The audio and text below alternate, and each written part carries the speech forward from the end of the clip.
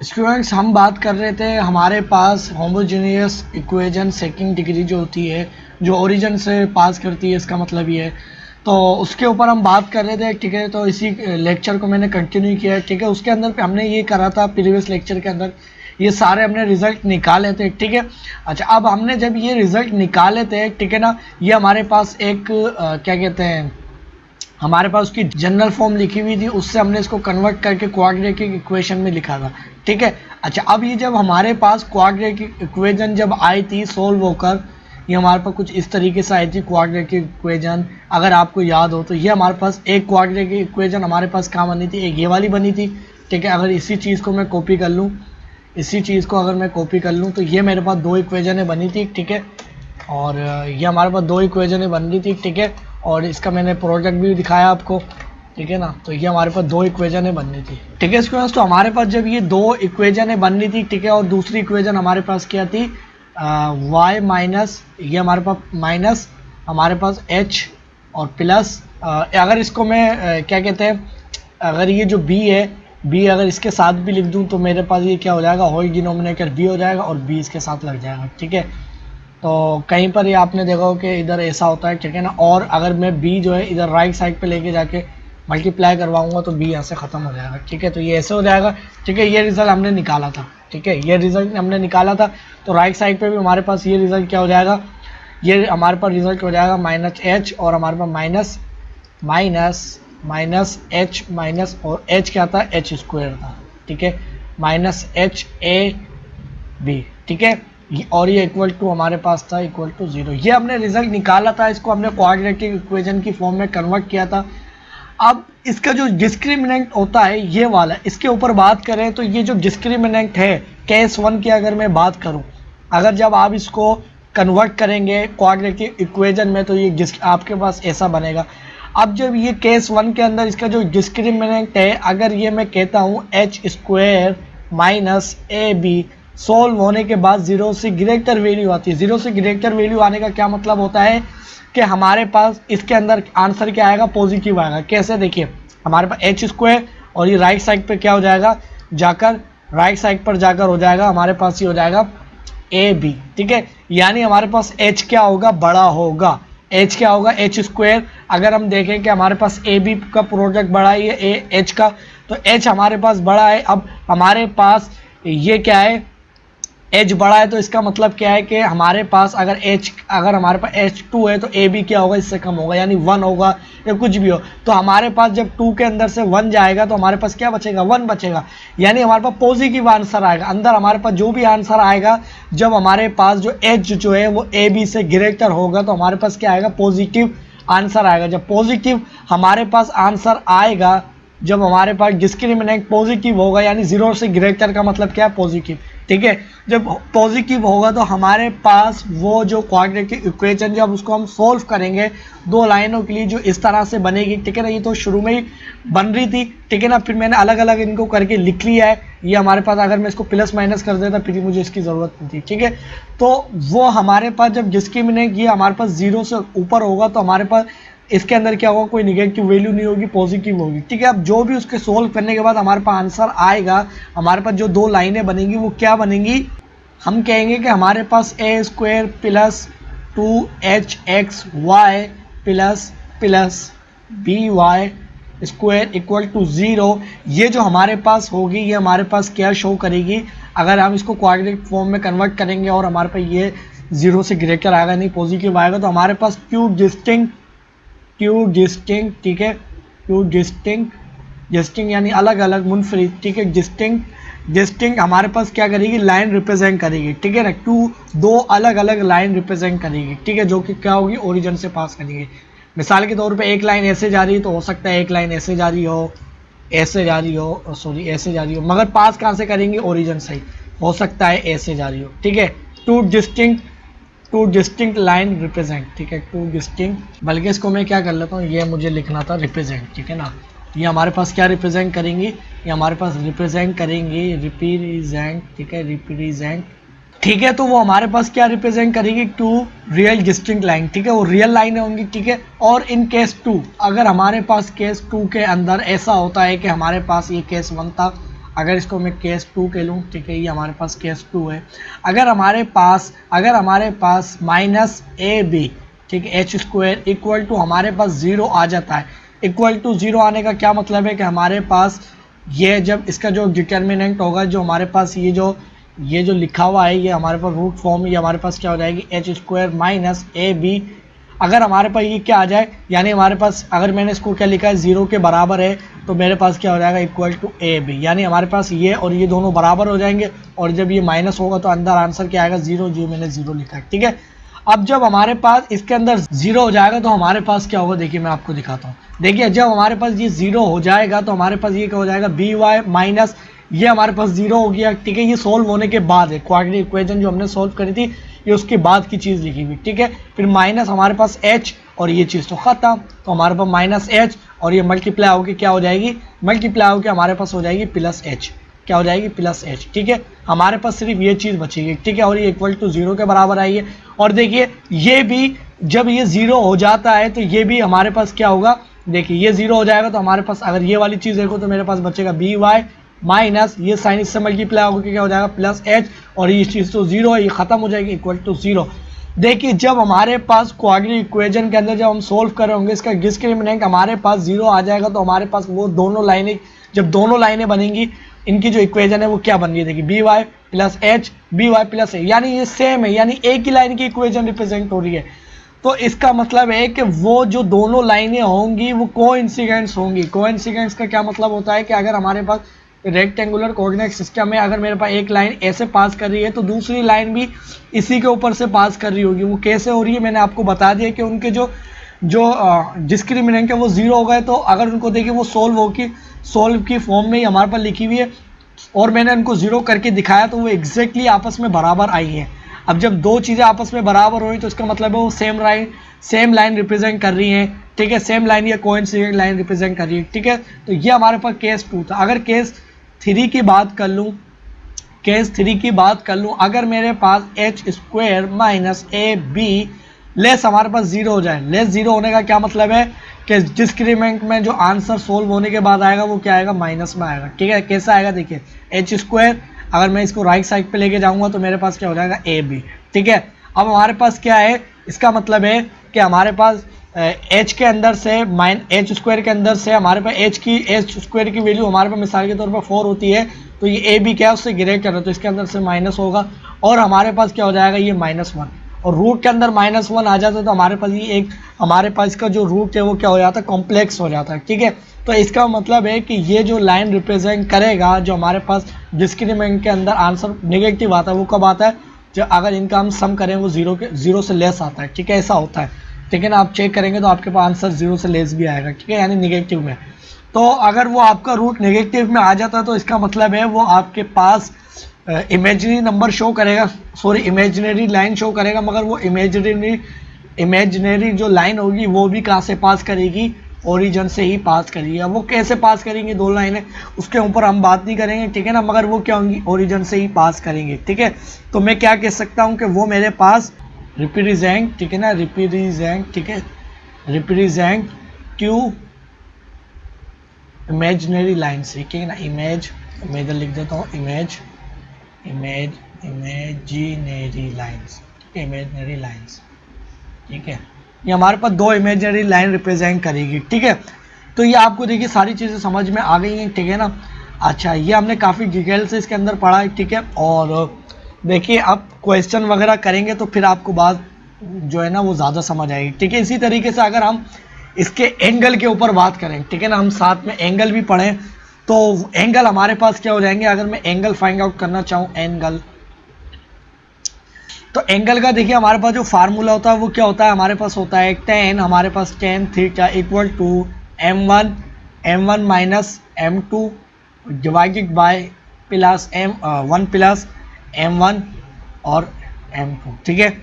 अब स्टूडेंट्स हमारे पास जो है ना जो ज्वाइंट इक्वेशन होती है उसके अंदर हमने ये देखा था कि हमारे पास m1 मल्टीप्लाई m2 का जो रिजल्ट आया था वो किसके बराबर आया था, जो मैंने कहा था याद रखना है वो ये देखिए, वो हमारे पास क्या आया था, m multiply m2 A B के बराबर आया था, ठीक है। जो हमारे पास अगर हमारे पास अगर कोई ज्वाइंट इक्वेशन लिखी हुई है, कौन सी वाली ज्वाइंट इक्वेशन की जो जनरल फॉर्म है, A square plus 2hxy plus by equal to 0 इसका स्क्वायर। ठीक है, अब इसको देखिए हमारे पास जो है ना m1 मल्टीप्लाई m2, ये तो हमें मालूम है कि हमारे पास किसके बराबर है, m1 multiply m2 equal to हमारे पास a और b। ठीक है, और हमने पढ़ा था m1 plus m2 equal to -2 और हमारे पास किसके बराबर था 2hb के। ठीक है, अब इधर हमारे पास इसको मुझे प्लस बनाना है, इसको प्लस कैसे बनाऊं, इसको प्लस बनाना है। ठीक है, तो इसको मैं प्लस बनाने के लिए क्या करता हूं, तो इसको देखिए मैं क्या करूंगा, मैं इसके ऊपर करूंगा, मैं इसका स्क्वायर कर लेता हूं। ठीक है, इसका स्क्वायर करा तो मुझे राइट साइड पे भी करना पड़ेगा, यानी इसका भी स्क्वायर करना पड़ेगा, मगर मैं ये नहीं करता हूँ, मैं सिर्फ इसका स्क्वायर करता हूँ और साथ में इसका रूट भी कर लेता हूँ। ठीक है, अब ये देखिए आपस में कैंसिल आउट होगा, मगर मैं ऐसा करूँगा नहीं। ठीक है, तो हमारे पास क्या हो जाएगा रूट।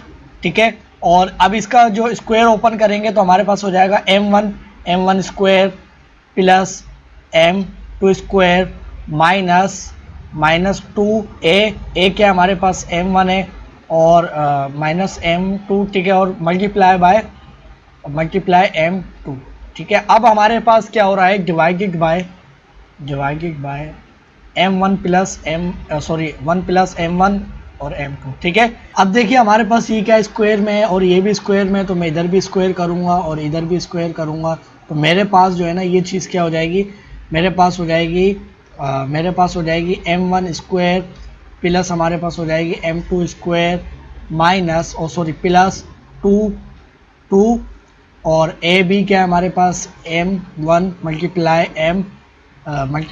m2। ठीक है, और ये आ गई ये चीज़। ठीक है, और अब देखिए हमारे पास ये चीज़ आ गई है। ठीक है, अब मुझे क्या करना है कि, और ये इक्वल टू किसके है, ये इक्वल टू हमारे पास जो है ना ये इक्वल टू है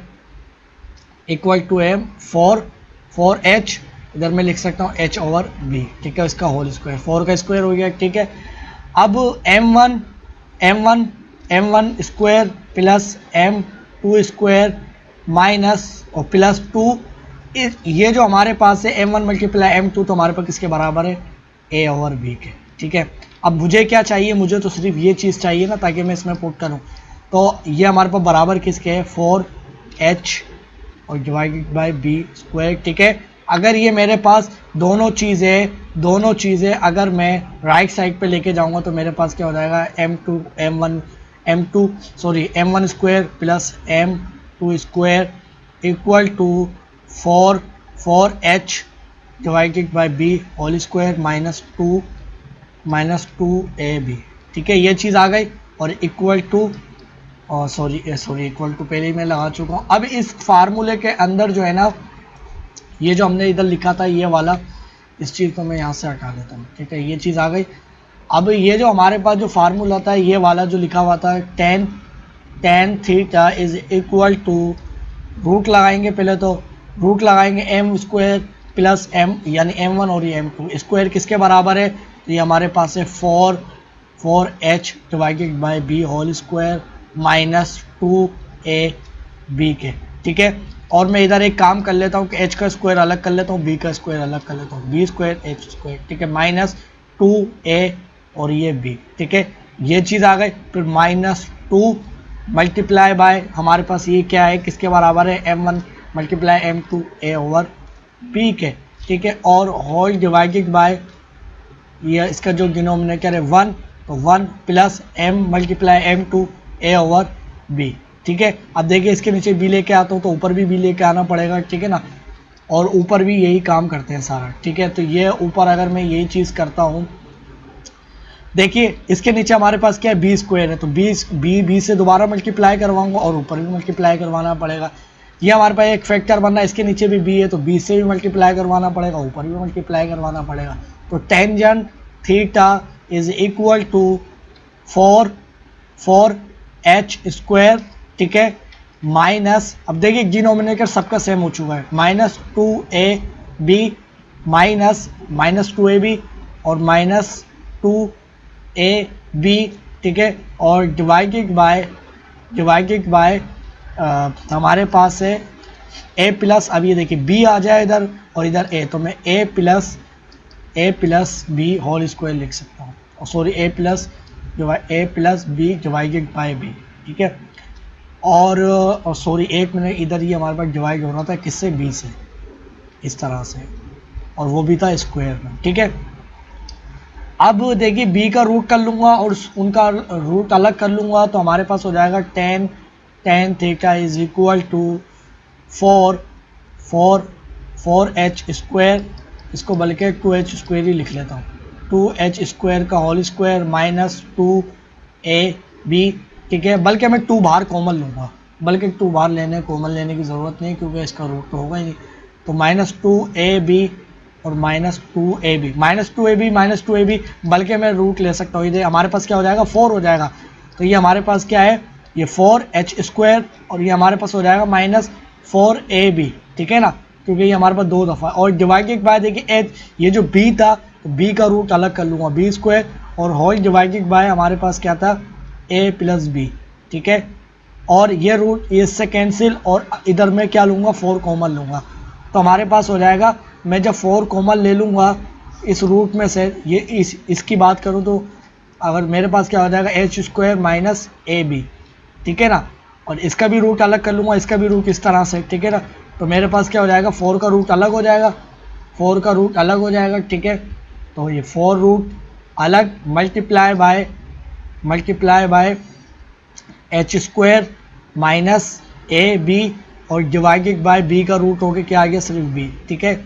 और whole divided by A plus b, और डिवाइडेड बाय बी, तो बी से कैंसिल, और ये बी से कैंसिल, ठीक है। और इसको ज़रा नीचे आके और सॉल्व करें मज़ीद, तो हमारे पास tan theta is equal to, ये हमारे पास क्या हो जाएगा, 4 बल्कि 2 हो जाएगा, 2 multiply H square minus A B, और divided by A plus B.